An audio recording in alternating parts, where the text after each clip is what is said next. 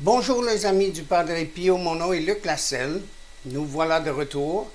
Est-ce que le Padre Pio avait d'autres dons, à part de la bilocation, la prophétie, faire des miracles, guérison, etc.? Il semble que oui. Monsieur Jean Goyard va nous raconter une histoire qui va vous épater.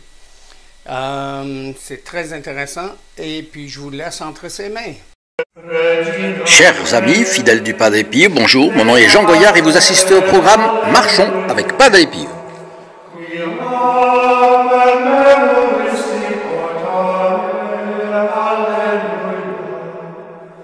Aujourd'hui, le Padre Pio évite la catastrophe. C'était le 13 juin 1919. Le Padre Pio avait 32 ans. Pendant près d'un mois, les capucins de San Giovanni Rotondo, bien sûr, avaient reçu de nombreux fidèles à la poursuite du Padre Pio. Et ceux-ci montaient au couvent pour se confesser, assister à la messe et rencontrer ce frère que les journaux présentaient comme un faiseur de miracles. Vous voyez la photographie du Padre Pio, un faiseur de miracles. C'est assez misérable de le qualifier comme ça, de faiseur de miracles, sans la vertu qu'il y a derrière, etc. Non, hein, comme quelqu'un qui fait des prodiges comme ça, pour s'amuser. Enfin, cette photographie, je me permets de vous l'offrir. Vous le savez que vous l'avez gratuitement si vous n'êtes pas encore abonné. Si vous ne connaissez pas cette photographie, vous pouvez vous la procurer gratuitement. Et là, vous avez l'accès direct au Padre Pio et vous pourrez le mettre dans une bonne place de votre appartement ou de votre maison. Bon, alors, c'était l'époque de la diffusion d'une publicité dont le Padre Pio se serait bien passé. Cela a commencé quand les journalistes ont entendu la rumeur persistante de ces stigmates. Et on a vite écouté les récits des pénitents qui disaient que Padre Pio voyait clair dans leur âme.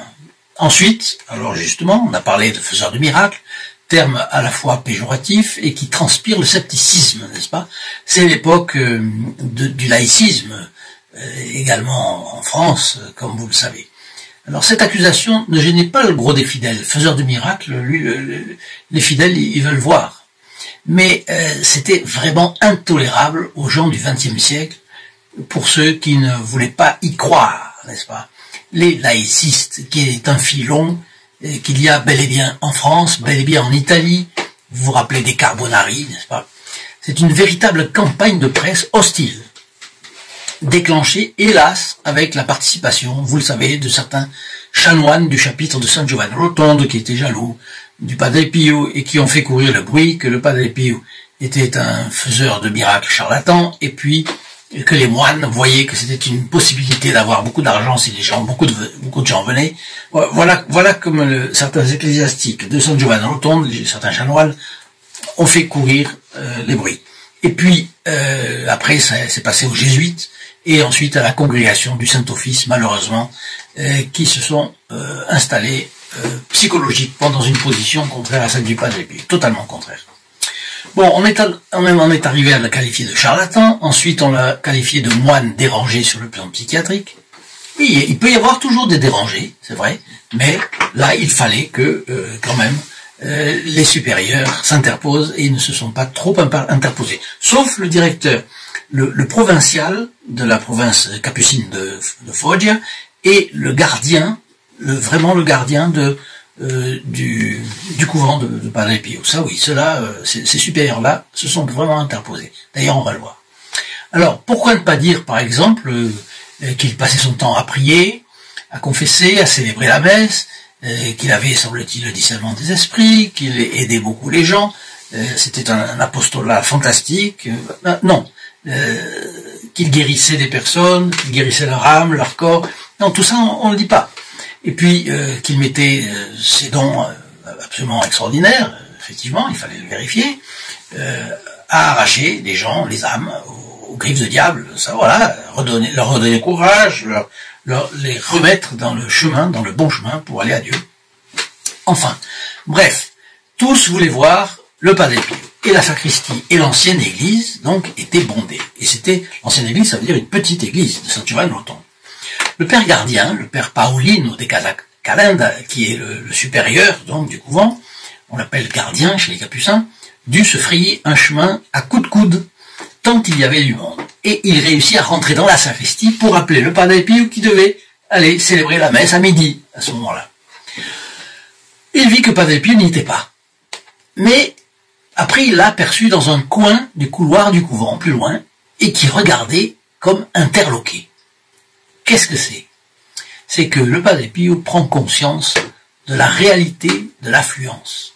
Et il pressent qu'il va devoir affronter la popularité, alors que, comme frère capucin, c'est pas ce qu'il est venu chercher dans son couvent. Bien.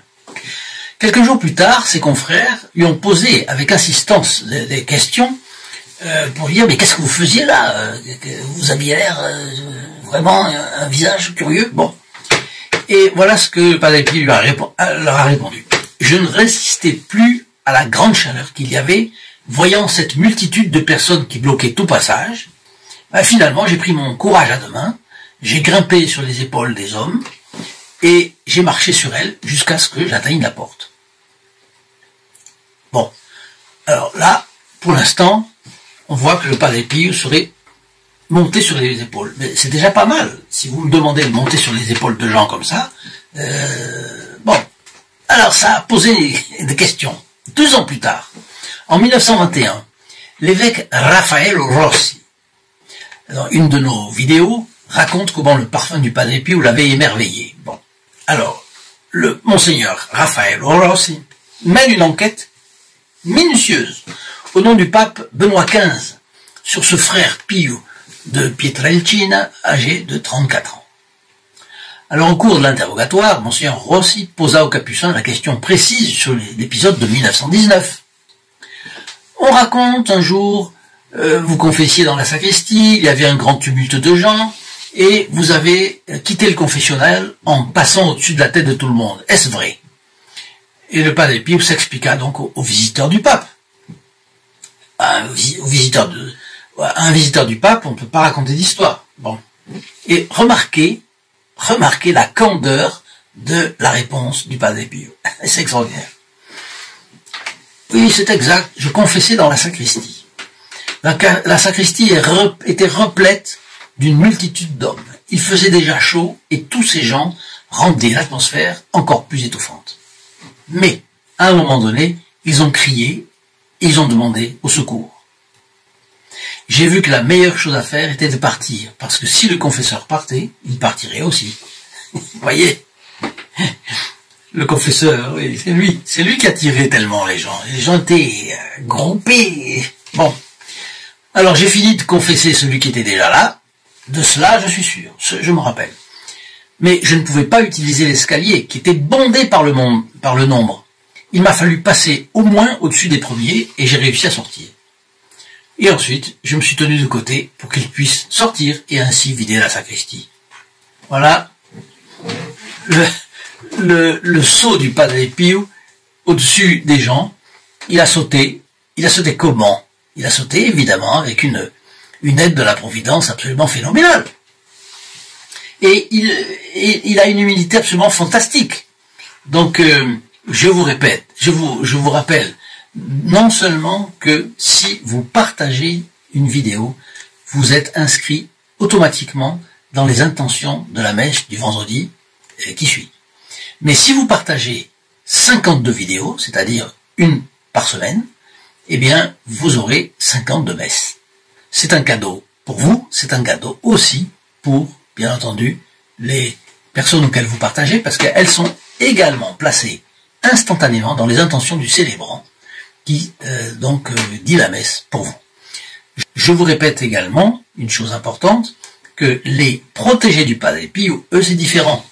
Eux c'est une messe chaque semaine pour eux, pour toute l'année. Il y a 52 messes, plus une messe chaque fois aux anniversaires du Padre Pio, et ce qui leur fait 62 messes, 67 messes dans l'année. Alors, vous savez qu'à l'époque où nous sommes confinés, où il n'y a pas de messe, c'est un cadeau précieux, précieux, précieux. Eh bien, les protégés du Padre Pio, eux, en bénéficient. Je vous invite à aller voir dans la description de cette vidéo notre site qui renvoie à la page dédiée aux protégés du Padre Pio. Ces protégés du Padre Pio font un sacrifice régulier pour notre chaîne. parce que ils ont à cœur de diffuser l'apostolat du Padre Pio. Et vous verrez qu'il y a une possibilité d'action absolument phénoménale. Si chacun fait un peu, je vous garantis, nous arriverons à beaucoup. Les petits ruisseaux font les grandes rivières, vous le savez bien. Donc, je vous demande également vos commentaires sur tout cela. Je vous demande aussi votre like. Et puis, je vous laisse avec la bénédiction du Padre Pio. Au revoir. In nome del Padre, del Figliolo e dello Spirito Santo, e così sia. Sia lodato Gesù e Maria, oggi e sempre.